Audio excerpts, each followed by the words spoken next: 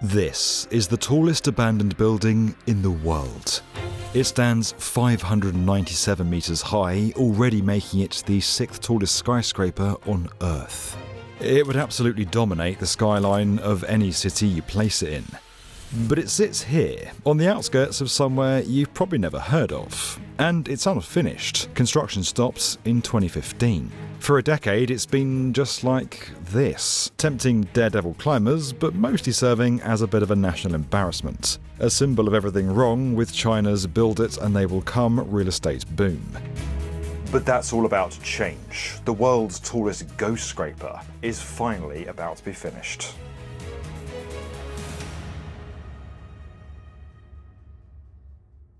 This is Goldin Finance 117. Its 128 floors were meant to house offices and a luxury hotel. It was to be topped off by a literal diamond, well, a diamond-shaped atrium. The entire project emanated luxury or decadence depending on who you asked. The tower was meant to anchor billionaire Pan Sutong's Goldin Metropolitan development here in Tianjin.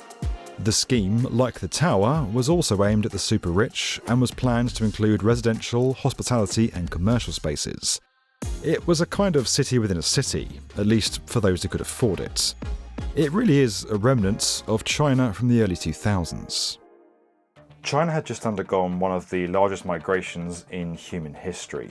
More than 300 million people had moved from the farmlands into the cities in search of prosperity. All of these people needed space to live and work, and so megacities were put up almost overnight.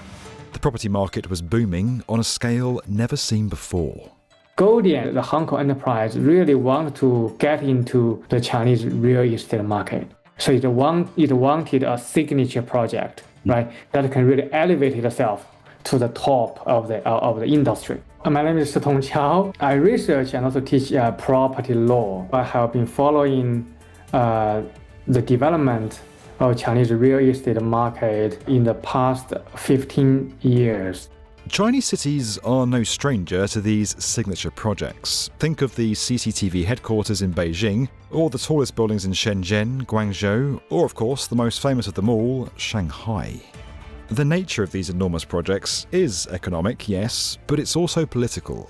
For 30 years back then, right, and still true to some extent today, to have a signature project can elevate both the status of the city within China, but also the career prospect of the mayor or the party secretary who is the number one in the city.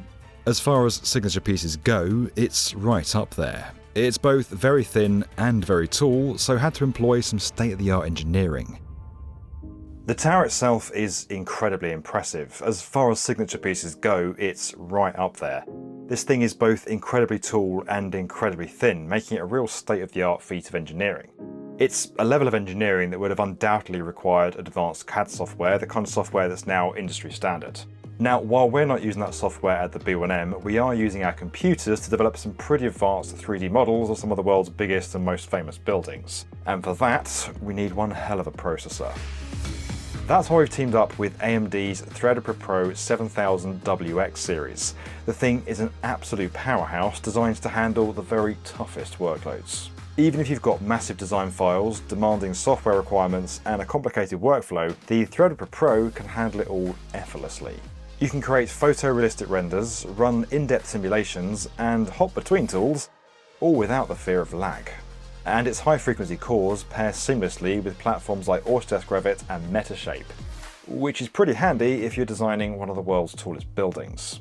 It has incredible memory too, with fast DDR5, which is perfect for architects, or YouTubers with a lot on their plate. The Threadripper has a whopping 96 cores of processing power, which means 3D artists can easily move between tasks. And that's perfect for us because we've always got several different videos on the go. Guys, you can find out more about AMD and how it can power your next project by hitting the link down there in the video description or scanning the QR code on screen right now. When you guys take the time to go and check out our video sponsors, it really helps us. It helps us continue bringing you guys great stories. So please do go and check that out. We would really appreciate it. Now, let's get back to that massive building. It's composed of a reinforced concrete core coupled with an outrigger and belt truss system. The design enhances lateral stiffness and helps the building to resist wind and seismic forces. Several high-strength steel mega-columns around the perimeter help to support the massive load of the tower. These work with the core to provide structural integrity. Now, at nearly 600 metres tall, the tower had to be engineered to withstand those immense lateral wind loads. Wind tunnel testing and aerodynamic shaping helped minimise any sway. The building rises from deep pile foundations, which are essential for supporting such a heavy structure on Tianjin's relatively soft ground. These piles reach down dozens of metres into the bedrock to distribute the weight of the skyscraper and prevent settlement. Its diamond-shaped crown, meant to house a sky lobby and observation deck, is one of the building's most complex architectural elements and required intricate steelwork and cladding. Though it was never fully fitted out, the plan included over 80 high-speed elevators with zoned service for various sections. They would reach speeds of over 10 metres a second or 36 kilometres an hour. Let's just say it wasn't an engineering issue that caused construction work to stop on this megatall skyscraper. Instead, it was a highly complicated financial system that crumbled like a house of cards. I think we need to understand a little bit of the operation of Chinese real estate business, which is not necessarily the same as the real estate operation in other countries. Firstly, Goldin Finance needed the land the tower is built on. To get that, they needed the support of the local government, and promising a signature tower for the city is a solid way to go about it. And once you have that land, that's like 50% of the business. Then you can use that land as collateral, right? To borrow money from the state-owned banks. You get the land, you use the land as collateral, you get loans from the banks. The project is going to carry on without much investment from you. At that time, Tianjin was emerging as a major city in the region. The economy again was taking off, real estate industry was taking off, and also for the city of Tianjin, which is now about 30 to 40 minutes away from Beijing by the high-speed railway, it has always been an important city in China. So all looked really good. The political motivation, the economic motivation, and also the operational model of Chinese real estate business all actually kind of allowed this project to go ahead. What's important to note is that to maintain the integrity of the Chinese property market, new developers are not permitted to start pre-sales on their schemes until authorities have inspected and signed off on the finished product, with exemptions typically only granted to established and usually state-owned firms. At the time, Goldin Properties was a publicly listed Hong Kong-based company and a relatively new player in the mainland Chinese market. That meant it had to fully self-finance the entire $10 billion master plan and wouldn't be able to begin recouping its investment until each building was completed. That put the entire scheme in a precarious situation right from the beginning. But if the developer was able to pull up the capital investment and there were no major disruptions to markets during construction, then the rewards would be worth it. They went ahead and construction began on the 18th of August 2008. But then the project stopped in 2015. So in 2015, what happened was this Hong Kong developer, its stock price on the Hong Kong stock market basically dropped to like only about half of it. It's like within a couple of days.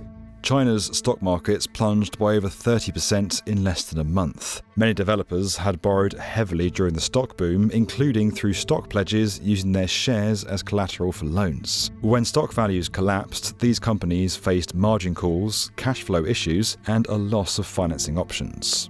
Goldin's own share price on the Hong Kong Stock Exchange plummeted, and company chairman Pan Su-tong reportedly lost $13 billion of his own fortune. In August, unrelated to the towers, there was a series of enormous chemical explosions in the port of Tianjin. This, coupled with the slowing economy, made the once booming city less of an attractive destination for the elite.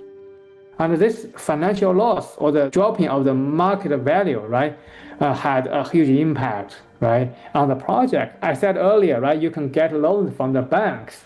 Nevertheless, you still need cash to maintain the operation. The developer was basically running out of cash, right? They cannot pay people, right, for the equipment, cannot pay the construction workers, etc. The topping out ceremony in September was meant to reignite confidence in the project, but by December 2015, all work had stopped completely. The skyscraper now stood as an enormous ghostly concrete skeleton on the Tianjin skyline, and it would stay like that for a decade. Now, Tianjin was far from alone. There were a number of other cities who reached for the heavens but ultimately couldn't complete their signature projects. But part of the reason for that was to do with the cities themselves. There are only 2 buildings in the entirety of China taller than Goldin Finance 117. They're in Shanghai and Shenzhen, 2 very different cities from Tianjin. They have the economy that can support such skyscrapers. But Tianjin, it does not have that. Just next to it, you have Beijing, right? Beijing is an even more important city, right? And part of the function of Tianjin is actually to serve Beijing. So they were too ambitious, right? Too optimistic when they started such projects. Now, in 2025, many of these projects are finally seeing new life breathed into them. The stalled 468-metre Greenland Tower in the southwestern city of Chengdu is going to be completed, along with Goldin Finance. But the building in the intermittent years has become a sort of strange icon for the city, just not in the way developers had wanted. It's kind of embarrassment, particularly for the government leaders who initiated such a project. It has weirdly achieved that purpose, being a signature, right? But it's unfinished, right? So in that sense, it's both an icon and also an embarrassment. There's been pressure on the local government for years to finally finish the building, or at least make it appear finished on the outside. There's also the very real fear that the Chinese economy depends too much on real estate, with some sources saying it accounts for about 1/3 of it. Local government has accumulated a lot of debt because of the real estate industry. That's what they call the ticking bomb, right, for the Chinese economy. This is something China's actually been acutely aware of over the past decade. And we've seen these new rules and regulations coming in, effectively restricting the construction of skyscrapers and great big vanity projects.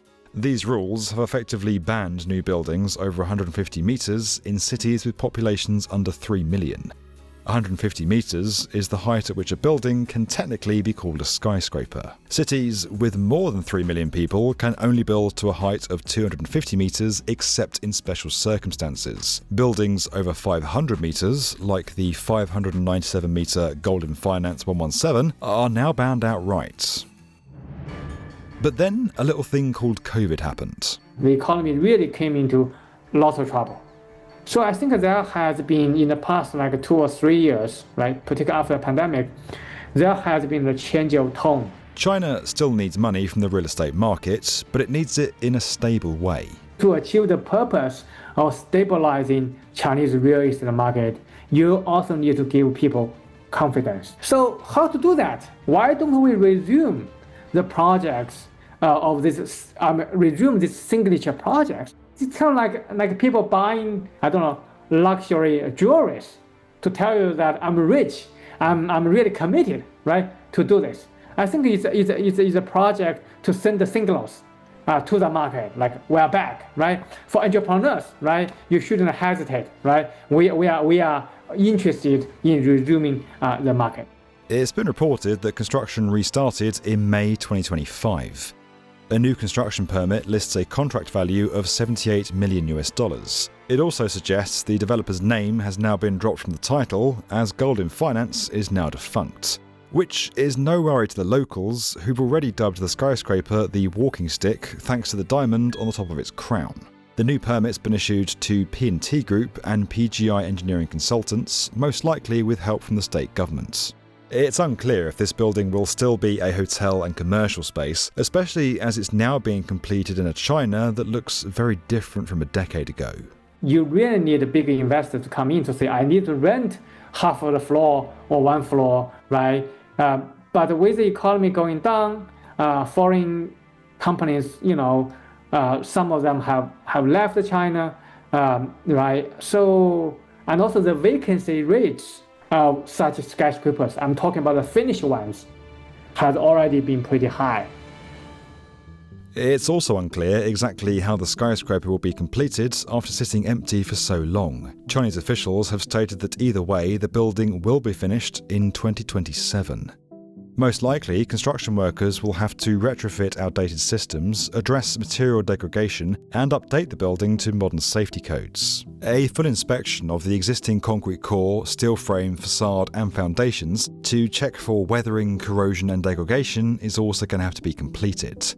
That'll be done by taking samples from the steel and concrete skeleton of the building to be tested for strength, especially after being exposed to the elements for a decade.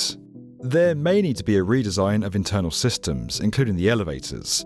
Electrical and plumbing systems may need to be respecified to newer standards. Prolonged exposure to the elements and pollution may have caused corrosion of steel reinforcements, spalling or cracking of concrete, and degradation of exposed facade elements. Long-term load-bearing elements are going to need to be checked for fatigue or unanticipated movement, and that's far from a comprehensive list of the issues. If the new developers decide to change the building's use from commercial to, say, residential, that will require even more retrofitting. One thing for certain is that these construction crews are going to have their work cut out for them. Tianjin will finally get its crown, even if its jewels are hollow. Don't forget, guys, if you haven't already, go and check out that link down there in the video description. The AMD Threadripper is a seriously impressive bit of kit that could have a big impact on your next project. You can learn more about this and the other topics on our channel over on the World's Best Construction Podcast, available now wherever you get your podcasts. And as always, guys, if you enjoyed this video and you want to get more from the definitive video channel for construction, make sure you're subscribed to the B1M.